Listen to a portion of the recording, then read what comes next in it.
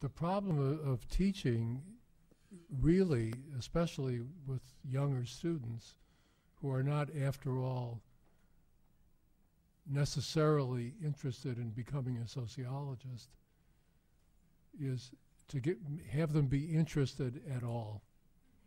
Right? They have to take a class. We know they must take some class. So the question is, for them, and my colleagues and I wrote a book about undergraduate students, which is about seen from what undergraduate education looks like if you're an undergraduate student. Sometimes they are actually interested in a topic. They want to learn about it. Some of those students find that the course is not helpful. It's a distraction. It's not what they want to learn, etc. But mostly they took it because they have an opening in their program at 10 o'clock, and they looked at the courses at 10 o'clock, and this seemed to be the least undesirable. I mean, I don't mean to joke, really, because they have a problem. They have a problem of what's required. I have to have one of these and one of those and two of those, and they're not all offered every term, and this one is already full. And you know, it's a little bit like doing a puzzle. So there they are in your class. Some of them really are interested, others not. I have, now I'm just going to speak personally because I don't recommend that anybody have the same desires and ideas. I always want to teach a class that teaches people how to do something. Can be how to read a book, how to read a scientific article. Can be that. It can be how to gather information, how to use information to develop an idea. Those are all things you can teach people to do. I never say I want to teach them urban sociology, right, or anything like that. If I want to teach them field work, for many years I taught a class in field work for beginning graduate students. And the thing that shocked them, because they had just finished undergraduate school, and they were accustomed to being given a syllabus with a list of topics and a list of readings. This week we read this, next week we read this, etc. The first day, I didn't give them any paper, and many of them were upset. What I did was to give them an assignment, and the assignment was find some place where you can talk to people and watch them doing something, and then go there and talk to them and watch them, and then write everything down that you saw and heard and give it to me at the next meeting of the class. And I promise, this is the hard part, this is where the hard work was, that whatever you write, I will read and make comments. That is a lot of work. But I didn't have to prepare any lectures, right? I didn't have to read anything special. And so when I told them this, the first thing they said was, "Oh, I'm not ready to choose something." I said, "No, of course not. And you never will be ready to choose something. So that doesn't matter. Choose something." They said, no, I can't do that. I said, well, I'm not allowing anyone to leave this room until they tell me what they're going to do. Now, of course, they could have left the room.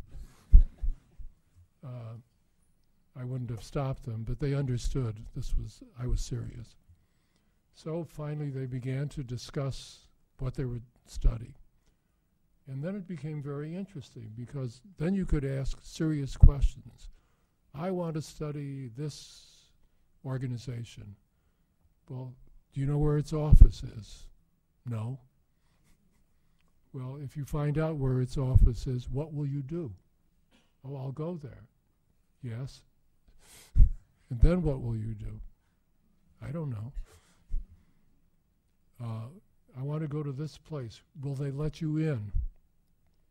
Is it a place that has a wall and a fence and a gate and someone at the gate who says, can I see your identification? Can I see your carte d'identité? Aha. They didn't think of that. So all of those immediate practical questions came up.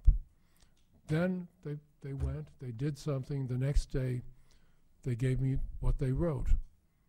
And I said, without looking at them, I said, it's not enough. So then they knew that their teacher was crazy. And this is what they would have to deal with for 9 weeks. And so we discussed how much you had to write down. And I insisted for a long time, everything.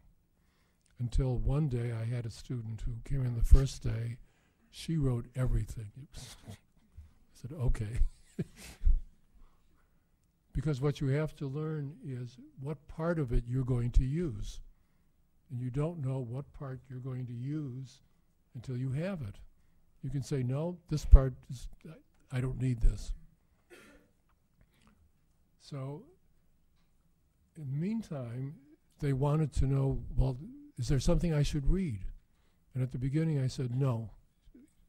Because my experience was, if I told them something to read, they would say, I'm sorry, I didn't have time to do the field work because I didn't finish the reading. So I didn't allow that to happen. There was no required reading. But after 2 or 3 weeks, I would say to somebody, oh, you're interested in that? You know, you should read this article. You should read this book.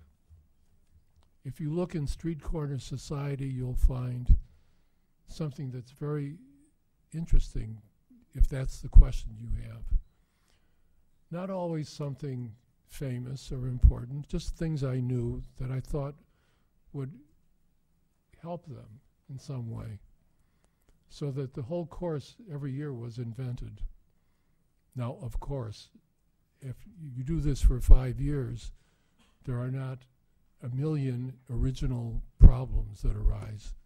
After a while, you understand there are families of problems, and there are things you can tell them a little more generally that will be useful to read, but not at the beginning.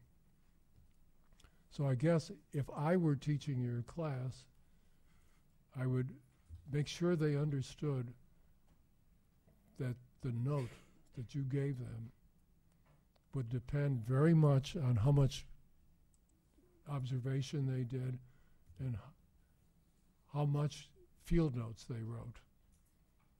That would be the important thing. If they did that, you would be happy and they would get a good note. Because the one thing I did learn from studying undergraduates is that for them, the currency, the money of the world they live in is the notes, right?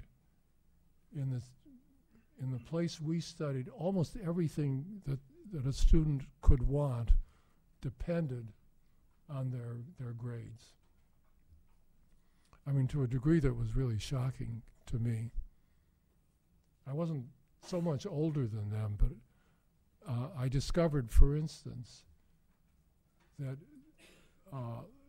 the people they could date, the potential romantic partners, depended on their grades, their notes. And the first time I heard 2 young women say that, I thought, I can't believe this. I mean, I know these are serious students, but that serious? No. This was a typical American campus where people came from a very wide geographical area to this one town where the university was. And they didn't know people. They had left their high school. So all their old friends, some of them would be there, but most people would be strangers. And so they looked forward to meeting new people. And what these young women meant, because I asked them, I said, what are you talking about? This is not recommended fieldwork procedure usually to be so confrontational. But I said, I can't believe what you just said. They said, and then they treated me like a stupid child, and they explained. And one of the many times I learned that being stupid is a wonderful thing to be in the field when you do this kind of work. They said, look, please understand, if he has bad grades now, he may fail. If he fails, he won't be here next year. I don't want to get involved with someone who won't be here next year. And I want to stop that before it starts. Right? So it's obvious. He may be cute. I don't care. Right? If he's failing his courses. So this is what you have to work with.